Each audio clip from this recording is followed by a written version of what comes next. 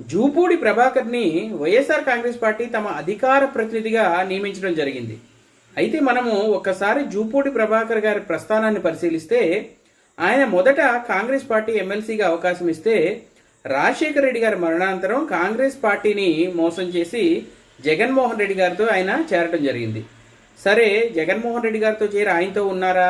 2014 ఎన్నికల్లో వైఎస్ఆర్ కాంగ్రెస్ పార్టీ ఓడిపోయిన వెంటనే 3 నెలలు కూడా గడవలేదు అనుకుంటా. 2014 ఆగస్టులోనే కావచ్చు ఆయన వెళ్ళి తెలుగుదేశం పార్టీలో చేరారు. అలాగే తెలుగుదేశం పార్టీలో పదవులు తీసుకున్నారు.